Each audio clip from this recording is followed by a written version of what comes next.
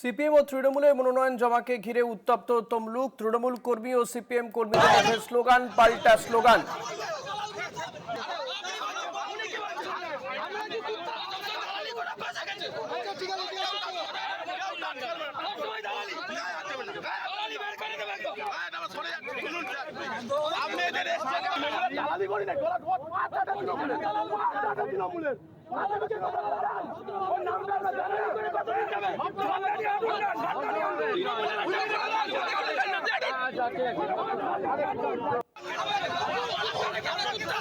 CPM ও তৃণমূলের মনোনয়ন জমাকে ঘিরে উত্তপ্ত তমলুক। তৃণমূল কর্মী ও সিপিএম কর্মীদের মধ্যে স্লোগান পাল্টা স্লোগান।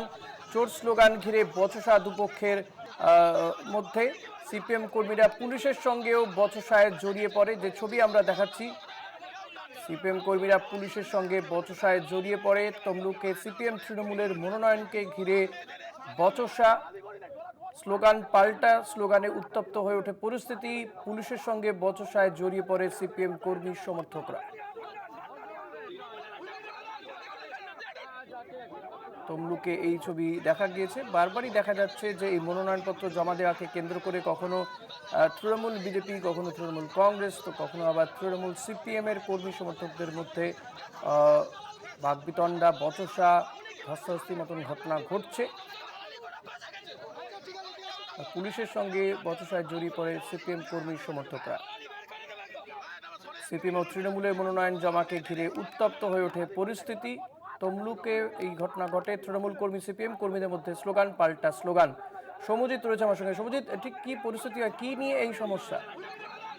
দেখো ঋষিকেশ দা, আজকে তমলুক সাংগঠনিক জেলার পাঁশকুড়া পশ্চিম, পাঁশকুড়া পূর্ব, নন্দকুমার, ময়না এবং চণ্ডীপুর, এই 5 জায়গায় তৃণমূল প্রার্থী আজ তমলুকের জেলা শাসক দপ্তরে মনোনয়ন জমা দিতে আসেন।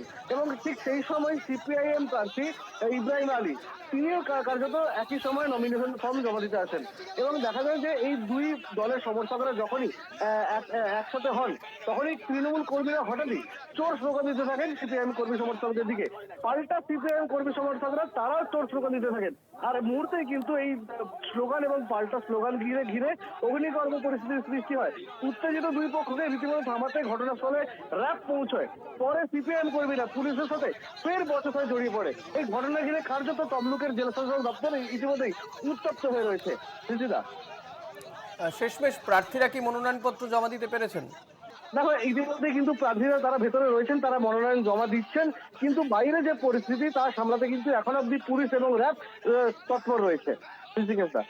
ধন্যবাদ সৌম্যজিৎ। কথা বলছিলাম প্রতিনিধি সৌম্যজিৎ চট্টোপাধ্যায়ের সঙ্গে। মনোনয়ন জমা দিচ্ছেন দুদলের প্রার্থীরাই, কিন্তু তার আগে কিন্তু এই মনোনয়নপত্র জমা দেওয়াকে কেন্দ্র করে দুই দলের কর্মী সমর্থকরা বচসায় জড়িয়ে পড়েন। এমনকি সিপিএম কর্মীদেরকে পুলিশের সঙ্গে বচসায় জড়িয়ে পড়তেও দেখা যায়। স্লোগান পাল্টা স্লোগানে উত্তপ্ত হয়ে ওঠে পরিস্থিতি। পুলিশ এবং কেন্দ্রীয় বাহিনী গিয়ে পরিস্থিতি নিয়ন্ত্রণে আসে।